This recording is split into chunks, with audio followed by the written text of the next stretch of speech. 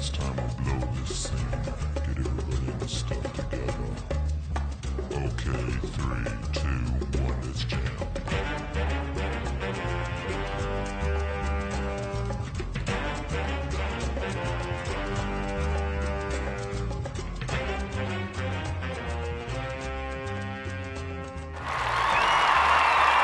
There we go.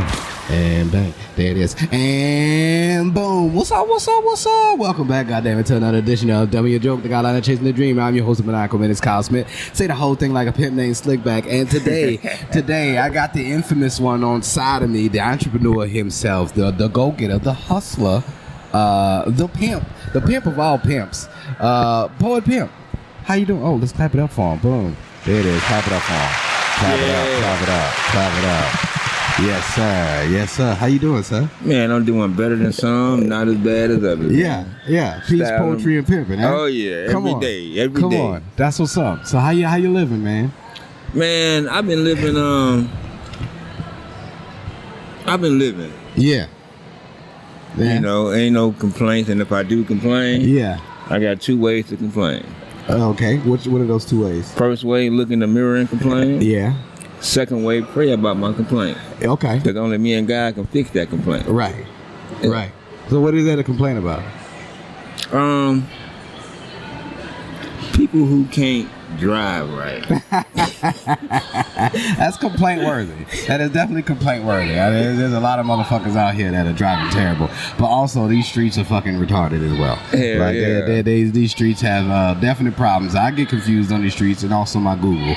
So it's hard to maneuver in Texas if you ain't prepared, especially for these new drivers. Mm-hmm. People don't give a fuck about the streets. Yeah. It is. It's wild out here though. It's wild out here. I do enjoy it. I do enjoy my time in Texas, because Texas is different. I've only been out here for 4 years, but it's brought me to a lot of people like you. Mm-hmm. So you go by Poet Pimp. Yeah. Now pimping is a literal term, but it's also a acronym as well. Yes, an acronym attitude. Okay. So explain the pimping, Poet. Okay. Well, first I'm gonna go with the poet. Okay. Everybody knows what a poet is, what a poet does, and I live up to that term to the best of my ability, mm-hmm. meaning prophet of eternal truth. There you go. Okay.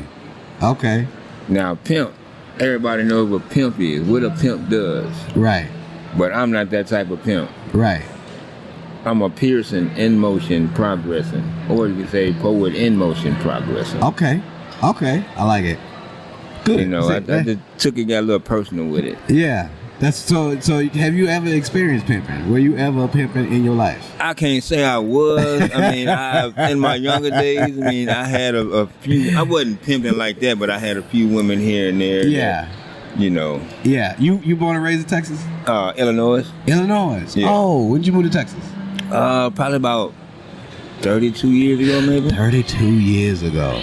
Okay, because I know from my knowledge that Texas be about their pimping. Pimp C himself damn near. The Texas be about their pimping, and they got the hoes on the strip.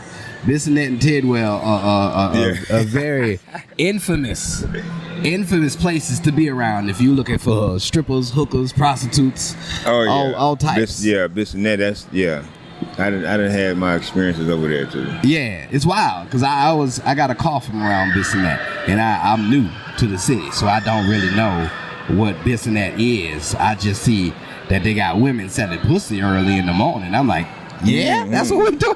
First thing in the morning, boom, we out here hooking. And it's like, wow, 365 days. Man, they be getting it. They be getting it. Hey, I'm like, all right, I gotta go to work, but pretty sure you're gonna be here. I imagine when that storm came through, they were the only one making money. Probably so.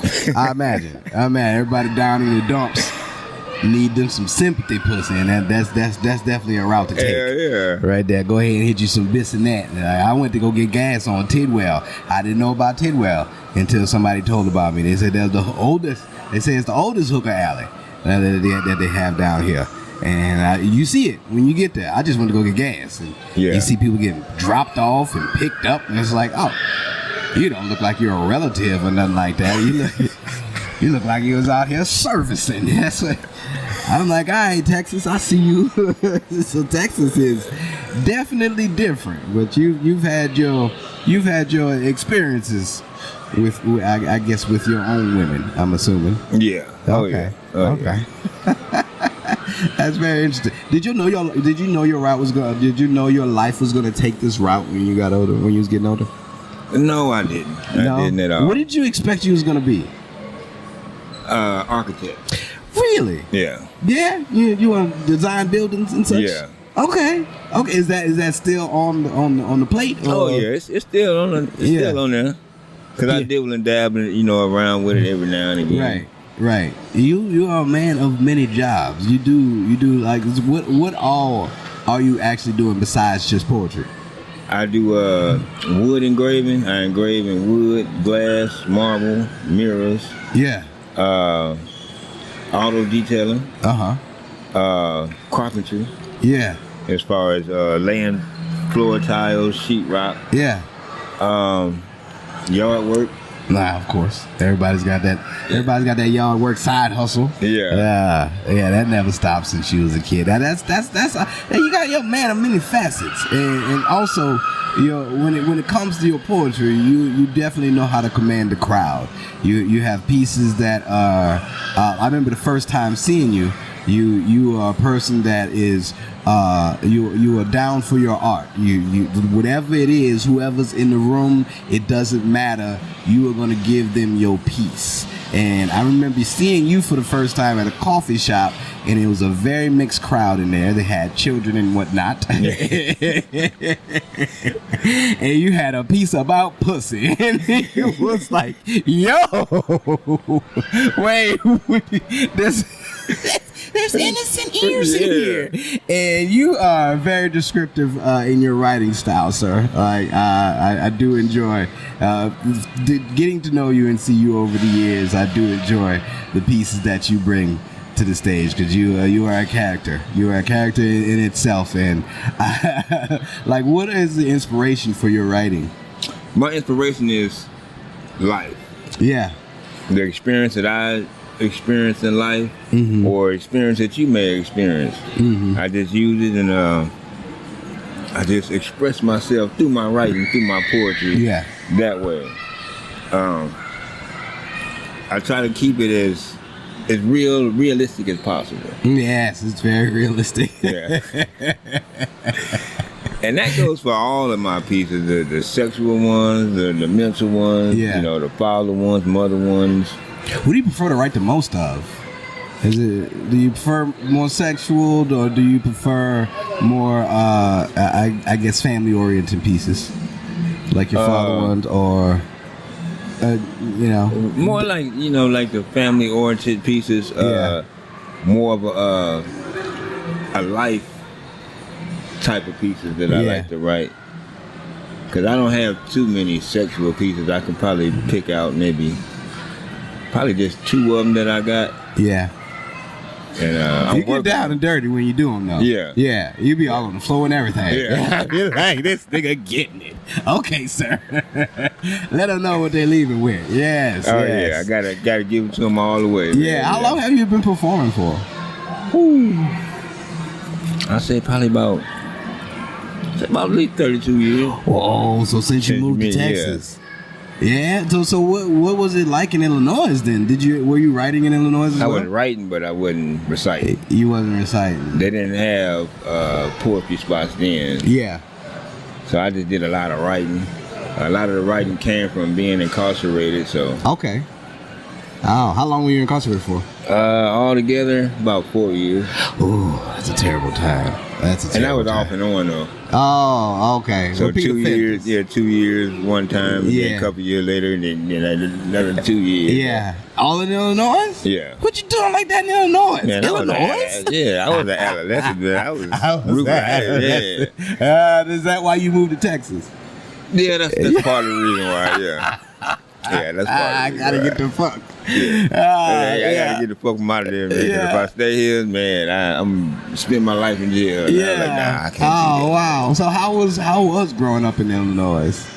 I know nothing about it. It's cold up there, isn't it? Oh yeah. I was just talking to my mom earlier, and she say she gonna come down here next month. Cause she say it's about to get cold. I'm like, I don't need to come to Houston where it's hot. You know? Right. It's a good little. It's a nice heat out here.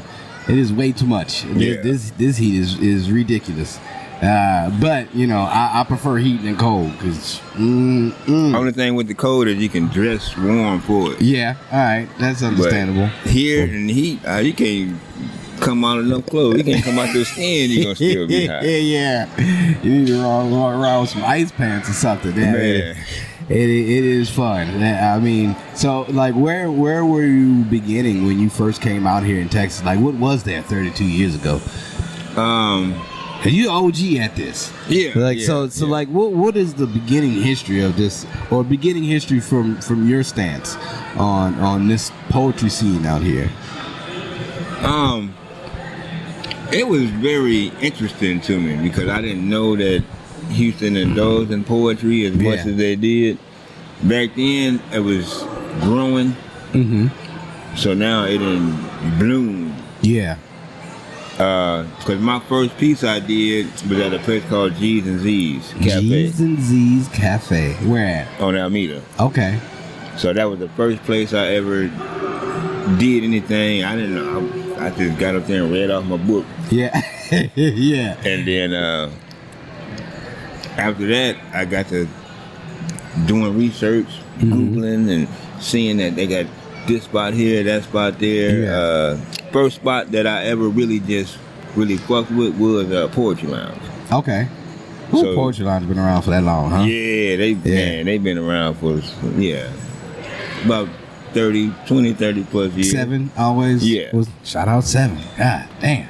Yeah. That's what's up. Yeah, he been in there doing it. Been a very good mentor to me too, as far as the poetry scene is concerned. Even his staff too. Yeah.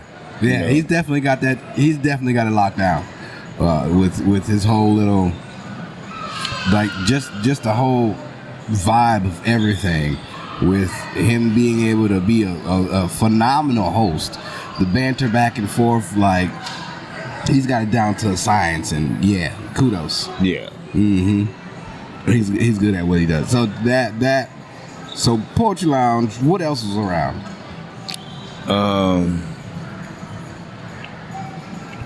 Everything else was just kind of a scatter. Yeah. You know, it'd be some venues that's doing open mics. Yeah. I really didn't meet nobody probably until maybe 6 years. Like Black Snow. Okay. I ran into him. Got connected with him and started doing things with him. Recently, I got a show on the 22nd. Yeah. That I'm being a part of. A lady by the name of Roro be singing. Yeah, I know Roro. Yeah, so you know, collaborated with her, and you know, anytime she does something, you know, I just jump on board with it. Yeah. It was somebody else I was dealing with, but they the venue was all the way on the north side. Yeah. You know, I told them, hey man, if I come out there, you got to pay me to come way out there. Right. Hey man, it's a trek and a travel out here just to get certain places. Like what were the crowds like back then? Were people actually avid poetry listeners? Would people come around to see poetry back then? Yeah. Like, 'cause poetry seems so, well, to me, just because I'm in it now, I never thought it was like that. I mean, but I've seen Def Poetry Jam and like the big name stays when it comes to poetry, but I never thought about poetry on the grand scheme of how I see it now. But you've been in here in the forefront. Like, so, like, people are always for poetry like this? Yeah. That as far as I've been doing it since I came to Houston, Yeah. Now, before I came, you know, it was a lot of more people writing. I say when I was in Illinois, you couldn't find no venue or nothing that had any open mic. Yeah. I mean, they had more. I think karaoke was the big thing then. But fucking karaoke. All right. Reciting somebody else's shit. Sure. I'm sure. have fun. Enjoy that. I like being creative. Like, yeah, that's what I prefer. I prefer to be creative about it and make some shit up. Like either that or like tell a very in-depth story, you know, with words and imagery. That's always that's my namesake when it comes to actually writing poetry. So, you know, when I do come around and I see poetry, I've always just thought of poetry as just being like very monotone, just one-sided. They don't really have too many other avenues for other people doing other type of poetry besides something sexual or something black and sad. And it's just like it's different. It's different when you're coming in with a different mindset, because I didn't come in thinking poetry. I came in like thinking like, oh, I just want to be silly. And anywhere I go, I just want to be silly. So how can I come in and be silly without actually, you know, disrespecting the poetry? Because out in California, when I actually really started doing poetry a lot more, there were places that did poetry and they also did comedy with it. And the dynamics of the two, they didn't mix. It was like oil and water. They didn't really go too well because of the flow of things. Like, you know, you got somebody doing normal poetry, then you also have somebody coming out telling the dick joke, and it's just like, this didn't. She just talked about, you know, abuse and sexual things, and you came up here, boom, have this dick joke, and it's like, the dynamics of what people want to listen to right now is very difficult, and especially if it's a pop-up show, like a show that you just, like, you're trying to get stuff started here, so people in the crowd ain't there for that. So it was definitely different when I would find those types. But learning from actually seeing that, I was able to do my own show, incorporate my own show with my own style of comedy poetry. So, you know, I would like to bring it back, but fucking Texas is something else when it comes to doing shows and shit. You know, everything so far, you gotta have a prime area, and then looking for that, it's just too much. I'd rather go back to New Orleans and start a show, if anything. Out here, it's just like, go to venues, see people, network. You know, I had a show called The Countdown, where it was 3 comics, 2 poets, and 1 musical artist. So I would have 3 comics come on, and then we would shift from comedy to poetry, where I would do my little a piece in between, to where I would do jokes and also poetry, to where it blends, to where when you go from this, then you go to this. Things kind of calm down, kind of like a sexy hour, you know. You can dim the lights and such. You know, people never did it right, so it was just like, that's what I did. And then after that, you had your musical artist to close things out, and then boom, you got a DJ, you know, to go ahead and have a party afterwards and people can mingle. But, you know, that's here, neither here nor there. I'm not trying to do that out here. I'm just trying to build my brand for the most part, because you get a lot of people. Texas is a place of love, and motherfuckers show all the love when it comes to fucking support and all that. And if you could just get your face out there, you got a strong support system out here. Texas is a strong support system. You know, and that's the thing that I love about it. Like, when you got friends and followers, they fuck with you. And it's like, all right, cool. So, and that depends on what area you in too as well. Yeah, true. Yeah, I don't know about the boroughs and the sectors of Texas. You know, I hear about them and all that, but it's just like, I don't know who's who. You know, I just try to be neutral everywhere I go. Yeah. Same here too. You know, I don't discriminate on no. I mean, I go and I perform anywhere, have fun. Yeah. They're like you know, I mix some of my poetry with a little bit of comedy, you know. Yeah. You know, just to have a little fun. Yeah. What's your favorite place to write at? Parks? Yeah. Yeah? What's your favorite park? Emancipation Park and what's that, the Market Square? Yeah. Oh, okay. Yeah. That's what's up. I won't mind the park, but I get distracted real easy. I get distracted by a lot of shit. So if that's not the purpose that I'm going there for, usually for me going to a park, I'm not going for the purpose of writing. I'm usually going for the purpose of being a child and probably go play on some shit. I'm definitely probably going to play on some shit.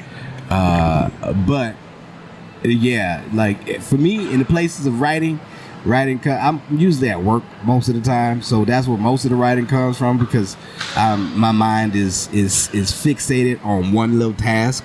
So like since it's kind of like me doing a mantra or me doing some type of I want to say therapy, but it's not therapy. Now I can't think of the word. For some reason, the word doesn't want to leave my head. But anyway, when I'm just thinking about regular shit and I just have one thing on my head, I don't have to think about a whole lot of things. Like it's easy for me to go ahead and recite or work on like pieces that I'm working on, since it's just I'm fixated on one thing instead of a whole plethora of things that I can be thinking about. Like, when I leave work, I think about everything else that I need to do, like bills and such, and that kind of makes everything very difficult to kind of pinpoint one thing. Kind of like when Superman fucking discovers that he finally has super hearing and he hears everything and he doesn't know how to pinpoint just one type of situation. He hears and it gives him a headache. Yeah, it's shit like that goes on in my head. And if I could just kind of focus on one thing, and then I can build from there. But yeah, there too much shit goes on in my head at once. Like, so, how do you do about memorization? Well, I record myself. Okay. I record what I write, and then I just listen to it. Mm-hmm. If I'm out walking or when I'm going to sleep, play it, and then, just keep going back over it in my head. And in due time, I'll be like, I gotta take this out. Oh, let me add this. Yeah. Okay, that sounds good. And then usually if I'm doing a show with somebody, I might just pull it out and just say it just to fuck around with it. Yeah. Meditation was the word I was thinking of. That's fucked up. That it comes now. It ruins everything when somebody's in the middle of something. It's like, boom, this is the word, meditation. I was trying to think of that. That's fucked up. Anyway, yeah, I'm a person that I tried to listen or, record it and then listen back to it.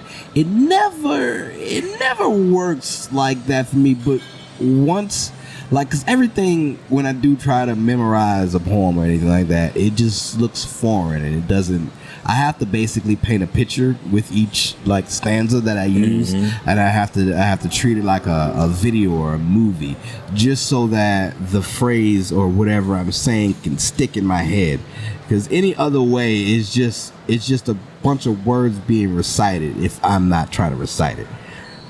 Yeah. Which is, once it's there forever, and it never leaves, which is scary to me in my head. I'm like, I just have this now.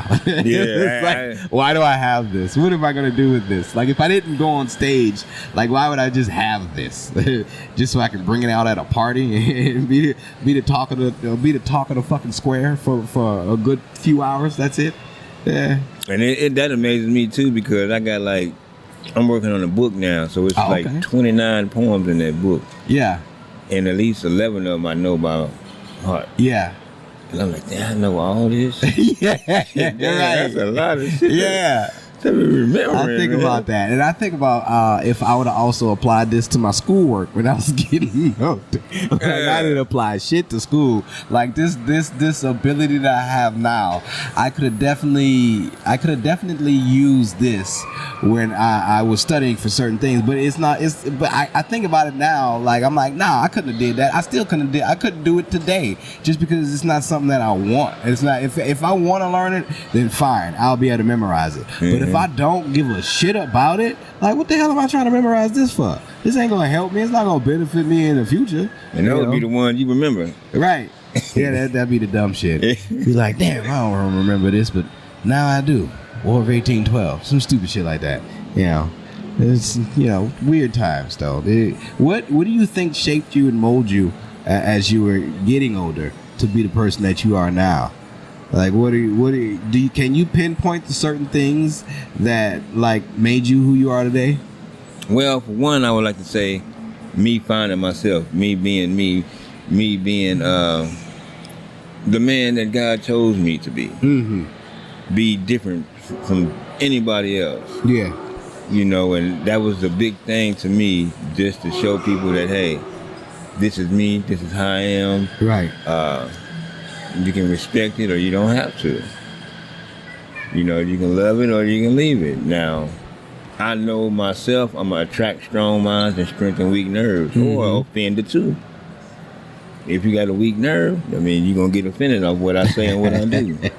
Yeah, that is. People do need to be prepared for the things that you could come off saying, which is, it's hilarious when you do come on stage and it's like, people weren't prepared for that. Yeah. And it ain't just with when I'm on stage, it's me being in the streets too, you know, talking to people. You know, some people, they come off to me as I can talk at him and he ain't gonna say shit about it. But then when I talk back at you, you want to get mad at me for talking back at you when you talked at me that way. Right. You didn't talk to me, you talked at me. Right. So now I'm talking back at you. Look, hey, that's that poetic pimping in me coming out now. So the way with words. Yeah. I do enjoy that my face comes off as a friendly bystander, because usually people just come up and they think that they know me. They think that they seen me somewhere. Usually people always that's a strange thing, because like I have the opposite of what you might go through, just because, like, I guess I'd be saying it's my life is weird in a way, because people just come up to me swearing that they know me and just have a conversation, and it's a weird conversation. And it's like, you know, people feel free just to tell me their like deep dark sorrows, and it's just like I don't want to be burdened with your demons that you have, but I am here to listen, you know, and I guess. Do you get that from time to time? Yeah. From time to time I get that, and some of the stuff that I hear, I be like, it's like, why do I have to be this vessel that you go ahead and pass this through? It doesn't. You know, I'm here. If this light makes you feel better, I can go ahead and boom, project some of my energy on you. But I can't save you. I can't do anything. You can only do that besides just give you a listening ear, you know, which is sometimes I don't want to listen. Sometimes it's just like, this is too much for me. Yeah, I'll be the same way sometimes. I'll be listening and then it's just like, womp, womp, womp, womp, womp. You got a Charlie Brown teacher ear. That's what's happening. So this place is pretty dope. Is this your first time being at the Post? Oh yeah. I like this place, man. Yeah, we could have been. I say probably when it gets a little cooler outside, I'll probably start taking more adventures outside. But them outside adventures be way too hot. Just sitting out there trying to have a podcast outside, we'll be sweating. Definitely, you definitely will sweat. If you ain't got a water or something thirst quenching out there, it'll be a struggle. You can dry mouth, but it is a place that, you know, I do need to find a place that I can just leisurely smoke. That'll probably be my own place, but then that's far. You know, working out the schematics of how the show is supposed to be going. But yeah, try the Market Square Park right there. Well, what, the Market Square parking lot? The park. Right across from Hanging Plot. Oh yeah. True. I could possibly, but there's a lot of foot traffic going on around it. It's foot traffic here, but this is contained foot traffic. Out there is foot traffic that is like there's all types of aspects, because it's a park. Yeah. It's a park, and it's a more enclosed park than a Herman Park. You know, to where we could find it out in the open space. Yeah, it's bigger. Yeah, it's more easier for a child to come and knock over the camera than it would be for. Your thing went off? It doesn't matter. Yeah, it's fine. Oh, okay, this is good. You are man. And you always. How long have you been recording yourself for? Because every time I see you set up a camera in a very ominous spot. And it be all the way ducked off in the corner. You just catch everything. It's like, this is a good area right here. Oh yeah, I've been doing that, man, for at least about 12 years. Jesus. I've been just recording myself because I used to have people do it for me, but then some of them just they don't it's turn hard out. to get people to just stick around. Yeah. So I just said, fuck it, let me get me a tripod, use my phone. I had a camera once, but it ended up breaking on me, so Yeah. I say, well, fuck it. When I get the money again, I get another camera. But like I said, I just find any spot that I feel that's good. Yeah. Where it just won't catch me, but the crowd too as well. Go ahead and set things up. Yeah, I feel you. You have a lot of you set up a lot of shows. Like how is it setting up shows out here in Texas? Man, it is very challenging. Finding a venue, getting in touch with the owners and the management. Yeah. Promoting it, getting it out there. You know, getting the artists, that's the easy part. Right. But the hard part is getting the people to come out. Yeah. You know, to the venue. Right. And having a venue to be secure with me doing the event there. Right. And a lot of my venues, some of them know me now, but the ones who don't know me, you know, they'll give me a chance on it, you know, and luckily I haven't been charged to use a venue to do my events at. Oh, nice. So that's a win-win for me and the venue. Yeah. You know, I bring in the people, they enjoy it, I promote through the venue. Right. So if I have to put flyers up in the venue, so ongoing traffic that comes in and out would know that, hey, July 28th, it's his birthday, so they got an event going on at this venue. Right. Now you know, so when that day comes, don't come that time about, I didn't know I had to pay. You seen it on the flyer. Yeah. The flyer was in the bathroom, and I know you want to go take a piss or a shit. Yeah. Yeah, that, man, the hassles of just looking for that. What is your process of going? Is it like places that you've already been, or do you actually just search around and see do you search by area? Like how do you... both. I do both places I already been, or I just, you know, if I'm in that area and I feel that area doesn't have open mics or that type of entertainment around there, then, you know, I go to the venue. I either talk to the owner of the venue. That's why I like to go to the top first, and then start your way there. Yeah, and then work your way down. Huh? Yeah, because if the owner's not there, then I just talk to the management of the venue and pitch to them what I got going on. What I think, hey, we can do this. Okay, they say cool. Then it's on to promoting. You know, getting the flyer. I make the flyer, push the flyer out. If I got to get something printed, get them printed, put them throughout the venue, around the neighborhood. If it's a neighborhood, you the person that still goes flyering. You actually put flyers on cars and such. Yeah. That type, yeah. Texas is the thing they still do that. Well, from I guess the upbringing now, a lot of people do straight to like Instagram and their feed. That's using a digital flyer, basically. It's not too often where I'm seeing. No, I can't say that. They still got some people that come out there and do flyers of the cars and all that. But it's usually like for shows, like music shows and such. And you see, one thing I realize, everybody don't have social media. Right. Yeah. And a lot of people, they like, man, fuck social media. I ain't fucking with that. That's a bunch of bull. Well, you have to have a paper flyer. You know, hey, here's the information that everything is on there. Right. So you might not got social media, but you see the address, see what's going on. Yeah. Come on out if you can make it. Come on out if you can make it. Got you a good flyer there. Yeah. Yeah, I guess so. I don't know. Poetry is really taking off in this city, and I really I like that it's becoming like comedy, but I haven't seen too much of the comedy side out here since I've been out here. Yeah, I don't know. Yeah, they still got it. You know, it ain't as popular as poetry, but you think the poetry is more popular than the comedy out here? Yeah. Yeah.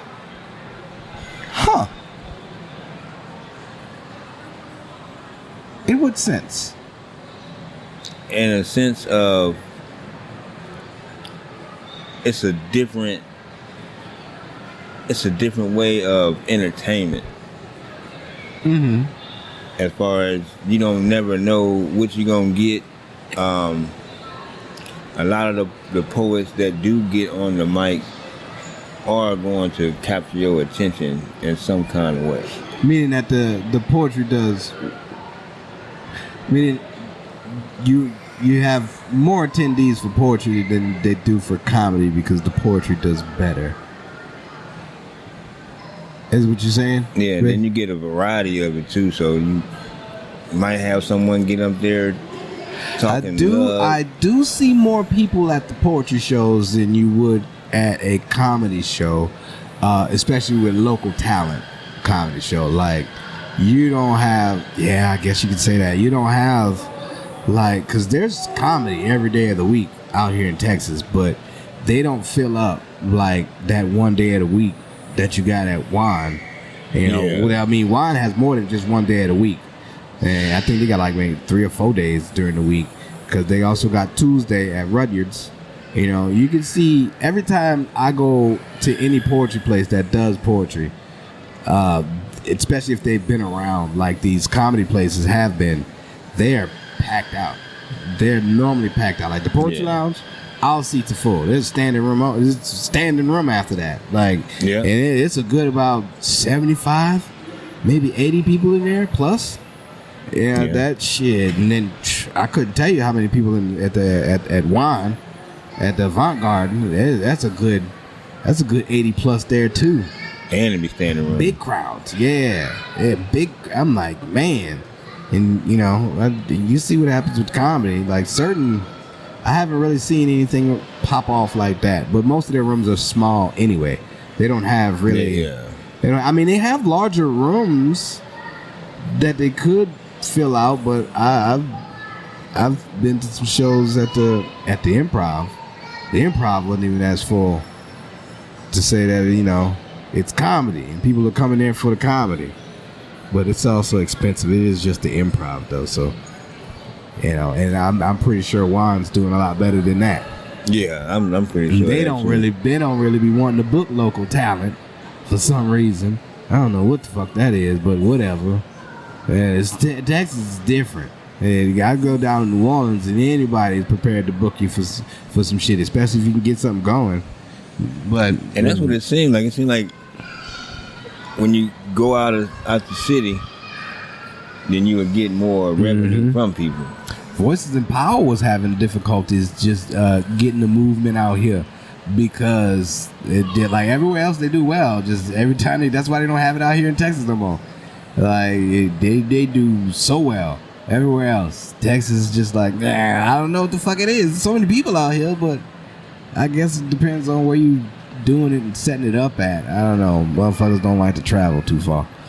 Yeah, that's the thing too. Is how far it is you got to go to get there. Location is prime for lazy niggas in Texas. I'll tell you that. Yeah, because it is. These motherfuckers. Oh, you on the north side? Oh no, I'm on south. I'm in south. I'm on the south side. I don't go nowhere past the middle area. I'll go to Houston. That's it. They'll come to the city, but anything else, they're like, nah, I'm good.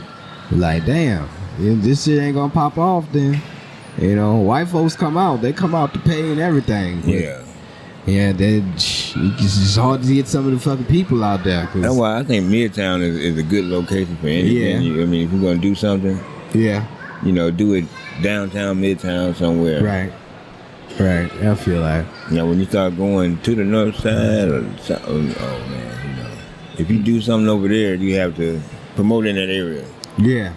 Yeah, and you get those followers, people coming from those 9-to-5ers and see if they want to come out. And I don't know when it comes to the regular people in Texas that they like going out and doing things like that. Texas is different. Texas is so weird.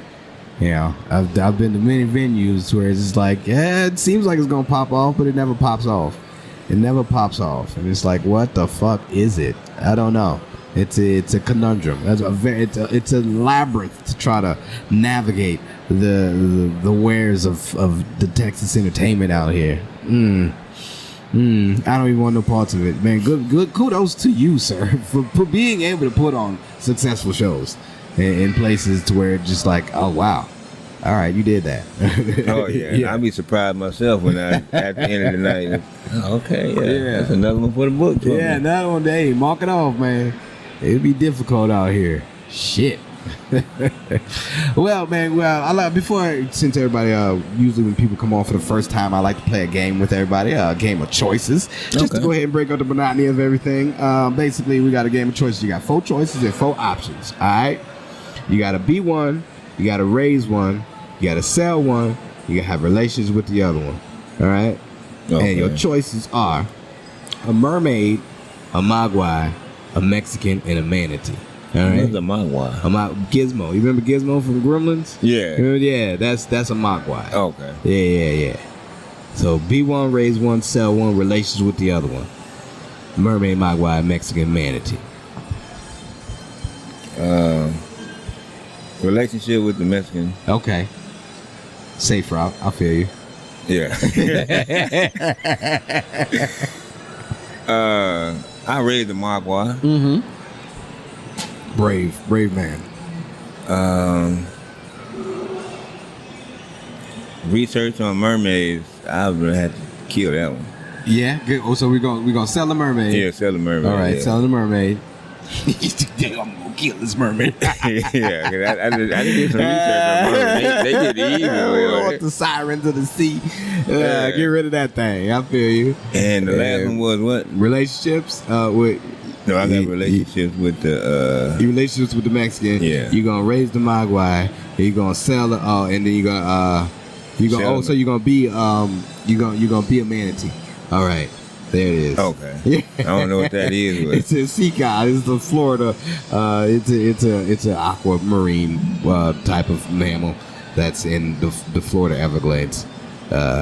They were going endangered at one point, but I think they've rescued them from out of endangerment. Something like a seal or dolphin, like a porpoise, kind of, sort of. Oh, kind of like a overgrown, platypus. Like a seal, like a big seal, a seal face, or in like a what would you in like a porpoise body, a seal face with a porpoise body, something like that. Something like that. I don't know. My animal expertise has gone down the drain since Jack Irwin and the crocodile hunter. There's no lie. Jeff Corwin. There we go. Jeff Corwin's still doing things, I believe, but the crocodile hunter, Steve Irwin. There we go. Steve Irwin's. He was my guy. Yeah. So once he passed, that was all of my animal knowledge. And then after that, we had other people like Jack Hanna and stuff, but it wasn't the same. It wasn't the same. Bring back the guy. I mean, Bendy's still out there. His son and his daughter still doing things. It's not my era. But yeah. Let everybody know where they can follow you at. Oh, yeah. There we go. Feel free to follow me on like, share, subscribe. Any one of my pages, devals.exp. That's DEVALLS.exp. Hey. That'll be my poetry page. Now you can go to my creative business page, which is DPRO. DEPRO. Right. And you will see a lot of my wood engravings, glass that I engraved in, mirrors, and marble that I engraved in too. Also, a bunch of the flyers on there, I created those too myself.